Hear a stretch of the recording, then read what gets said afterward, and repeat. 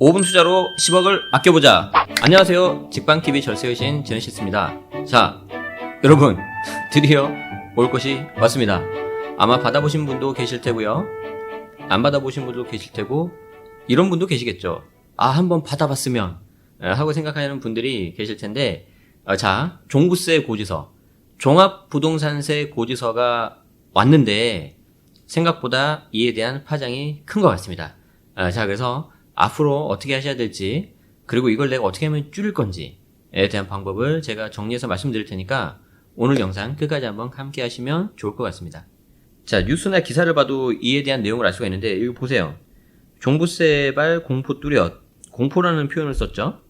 다주택 강남 집값 과세 드라이브 솔솔. 맞아요. 맞는 말이에요. 자, 집 가진 죄인 59만 명. 좀 이렇게 약간 좀 자극적인 기사도 있고요. 자, 올해 종부세 3조 3,471억 원 고지, 납세 의무자가 전년 대비 27.7%가 늘었다. 참고로 작년에는 한 2조 정도였고요. 올해는 이게 3조가 돌파를 해버렸는데, 자, 올해 확실히 는 거 맞아요.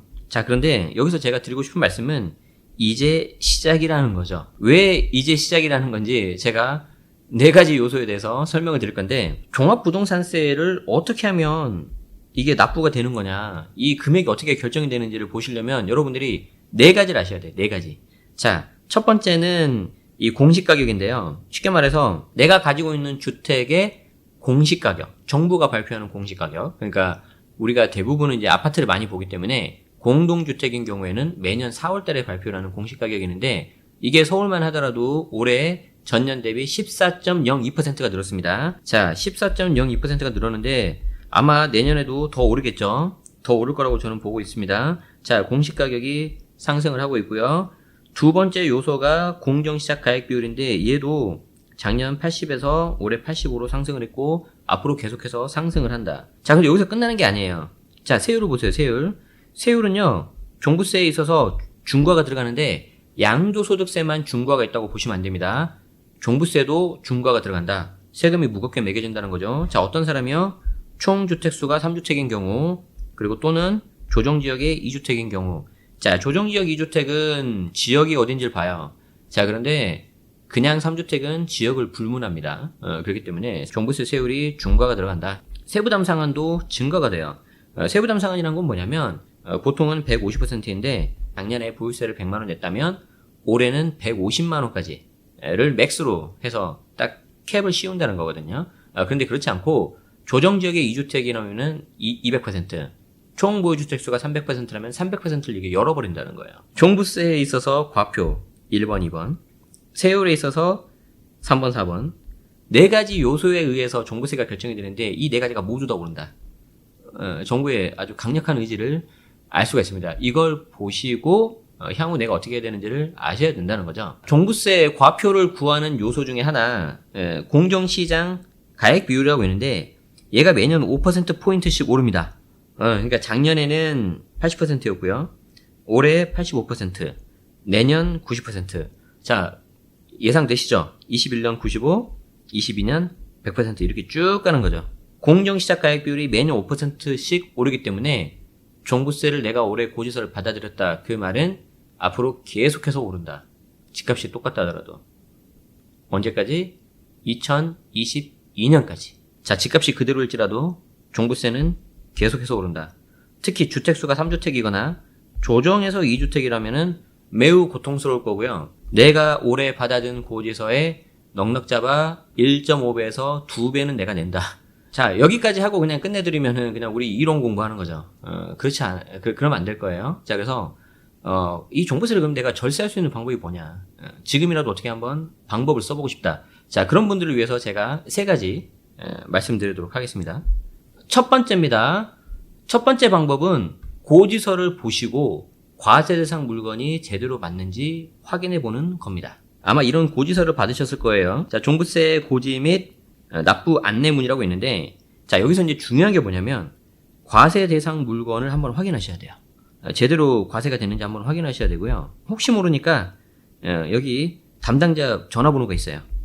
전화 한번 해봐서 과연 내 물건이 뭐 하나, 2개, 뭐 많으신 분들은 뭐 그 이상 이렇게 있는데 왜 몇 건 이런 식으로 돼 있어요. 그러면은 땡땡 물건 외 3건. 그럼 몇 건이죠? 4개라는 거잖아요. 4개. 그러면 그 4개가 여러분 머릿속에 1번, 2번, 3번, 4번 이렇게 있는데 이게 정말 내가 알고 있는 그 4개가 맞는지 한번 보자는 거예요. 왜 그러냐면 합산배제 재산 같은 경우가 이제 빠져야 되는데 워낙 이렇게 세법이 많이 바뀌면서 원래 이 합산배제 신청이라는 게 의무사항이 아니었는데 조정대상 지역 나오고요. 종부세도 막 바뀌고요 하면서 이게 좀 신고를 해야 이렇게 좀 누락이 배제가 좀 제대로 잘 되고요. 더 중요한 건 뭐냐면은 이게 지자체 간에 좀 정보 교류가 좀 잘 안 돼요. 예를 들어서 내가 뭐 서울에 있는 물건이 있고 거주지가 뭐 경기도다 그러면은 이게 싱크가 잘 맞아야 되는데 안 되는 경우가 좀 있어요. 종부세 합산배제 대상이 되려면 자 일단 첫 번째 보유세 과세 기준일인 6월 1일 현재 실제 임대를 해야 돼요. 그러니까 내가 만약에 실제 임대를 안 하고 있었다. 그냥 보유만 하고 있었다. 보유만 하면은 보유세 나가는 건데 실제 내가 임대 안 했다 그러면은 방법이 없어요. 종부세 합산배제 신청 플러스 등록을 해야 됩니다. 등록. 임대사업자로 등록을 해야 돼요. 이게 이제 늦어도 9월 30일까지는 돼야 되고요. 등록 당시 기준시가가 6억 이하여야 된다. 수도권 외는 3억 이하다. 이게 아주 치명적이죠. 2018년 9.13 대책 기억하시죠? 굉장히 센 대책이에요. 9.13 대책 이후에 조정 대상 지역에서 내가 신규로 취득을 했다. 그러니까 9.13 전에 취득한 건 괜찮은데 9.13 이후에 취득한 조정 대상 지역에 있는 거는 제 아무리 금액이 낮다 하더라도 안 된다. 1주택자 이상이라면. 이걸 반드시 아셔야 됩니다. 혹시라도 이런 요건을 내가 다 갖췄는데 과세 대상 물건에 들어가 있다. 그럼 어떻게 하라고요? 전화하셔서 합산 배제해 주세요 라고 하시는 거죠. 원래는 내가 합산 배제 신청을 9월 달에 하는 게 맞는데 좀 지금이라도 말을 해서 좀 정정을 하는 게 맞습니다. 자, 두 번째입니다. 지금이라도 임대주택으로 등록할 물건이 없는지 한번 살펴보세요. 자, 그렇지만 다만 모두가 되는 건 아니에요. 가장 중요한 건 현재 등록 당시 하려는 기준시가 아파트라면 공시가격 6억 원 이하 그리고 수도권에는 3억 이하여야 가능합니다. 그리고 또 한 번 말씀드리지만 작년 9.13 대책 이후에 신규로 조정대상 지역에서 취득한 거는 안 된다. 자, 마지막 세 번째입니다. 이래도 저래도 방법이 없다면 양도 또는 증여를 고민해 보시기 바랍니다. 돈을 받고 팔면 매도, 양도하는 거고요. 돈을 받고 그냥 넘기면 증여가 되겠죠. 사실 이 부분에서 이제 여러분들이 굉장히 이제 머리가 아플 거예요. 왜 그러냐면 내가 매도를 하려고 봤는데 이거 너무 아까워. 왜냐하면 분명 이게 좀 더 이렇게 좀 투자 가치도 있고 뭐 실거주하기에도 너무 좋고 내가 쥐고 싶은, 갖고 싶은 그런 거죠. 이렇게 아까운 물건들이 분명히 있을 거고요. 두 번째는 양도세 중과. 이게 보유세가 무서워서 팔고 싶은데 양도세가 너무 많이 나오는 거죠. 자, 그래서 이런 분들이 굉장히 고민되는 거죠. 과연 내가 이거를 팔아서 세금을 지금 왕창 내고 보유세를 안 낼 거냐? 아니면은 내가 지금 당장 세금을 내는 게 아니라 이걸 나중에라도 그냥 어떻게 변할지 모르잖아요. 이번에 부산, 고양, 남양 일부가 이렇게 해제가 되지 않았습니까? 그렇기 때문에 좀 풀리지 않을까라고 한번 버텨보는 분도 분명히 있을 거예요. 자, 그래서 내가 버티면서 그냥 매년 내가 낼 거냐? 지금 그 선택이거든요, 지금. 자, 그리고 매도하시는 데는 당연히 순서 조심하셔야죠. 기본적으로 양도 차익이 작은 것, 그리고 투자 가치가 작은 것부터 먼저 파는 게 맞아요. 그래서 아마 제 생각으로는 이것 때문에라도 소위 말하는 똘똘한 한 채로 가는 현상이 더 심화될 거다. 그래서 양극화가 더 벌어질 거다. 그렇지 않아도 지금 굉장히 심화가 되어 있는데 이게 이제 더 벌어지는 그런 효과가 나타날 거라고 생각을 합니다. 자, 이게 안 되면 어떻게 해야 될까요? 증여를 해야죠. 일단 증여를 통해서 명의를 나누는 건 굉장히 좋아요. 가족 간의 거래는 일단 증여로 추정을 하는데 증여일 때 뭐가 돼요? 자, 명의가 또 바뀌기 때문에 취득세가 나오는데 이때 취득세는 4%. 내가 증여하려고 하는 그 주택에 만약에 보증금이 있다. 보증금이 일종의 채무잖아요. 자, 이런 채무가 있으면은 어떤 문제가 발생하냐면 부담부 증여가 나와서 이때 양도세하고 증여세가 동시에 발생을 할 건데 이때 양도세가 역시 또 조정대상 지역이라면은 중과 이렇게 들어갑니다. 그래서 부담부 증여가 굉장히 파워풀한 좋은 절세 방법임에도 불구하고 이런 경우에는 굉장히 조심해야 된다. 그 부분을 말씀드리고 싶습니다. 특히 세금은 계약서 쓰기 전에 취득하기 전부터 이게 계획을 아주 철저하게 잘 세우셔야 돼요. 이걸로 봐서 방법이 없어 보이는데 네. 거주주택 양도세 비과세 전략은 불가능한가요? 그쵸. 그것도 되게 좋은 생각인데 거주주택 양도세 비과세를 하려면 우리 지난 회차에서 말씀드린 것처럼 거주하는 주택을 빼고 나머지를 모두 등록을 해야 되잖아요. 근데 이 등록이 세법에서 말하는 장기 임대주택이에요. 근데 그 세법에서 말하는 장기 임대주택 요건 중에 하나가 마찬가지로 등록 당시 기준 시가가 6억 이하, 3억 이하 돼야 돼요. 그러니까 이 요건 자체가 또 종부세 합산 배제랑 같아지는 거죠. 그러니까 이게 됐다면은 사람들이 고민을 안 했겠죠. 그래서 여기가 6억이 넘어버리니까 얘를 아무리 판다 그래도 여기가 주택수에서 안 빠지는 거예요. 그래서 거주세, 양도세, 비과세도 안 될 뿐더러 여기도 보유세가 줄어들지 않죠.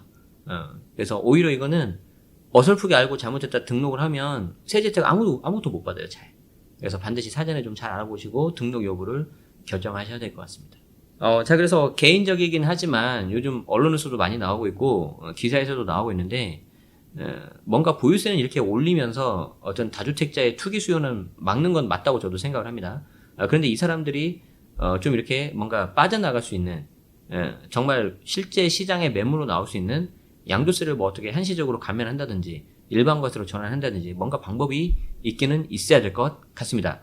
이상은 제 개인적인 생각이었고요. 자, 지금까지 내용 알아봤는데 종부세를 줄이는 방법, 그리고 앞으로 향후 종부세가 어떻게 될 거냐, 그리고 이게 시장에 어떤 영향을 미칠지에 대해서도 한번 살펴보았습니다. 그리고 여기에 제 개인적인 제안까지 좀 말씀을 드려봤는데요. 오늘 내용이 도움이 되셨다면 좋아요와 구독도 부탁드리겠습니다. 자, 다음에도 더 좋은 내용으로 찾아뵙도록 하고요. 여러분들 계획 잘 세우셔서 절세에 있어서 꼭 성공을 하시고 그게 곧 투자 성공이 된다는 것을 명심하시기 바랍니다. 지금까지 직방TV 절세의신 제네시스였습니다. 고맙습니다.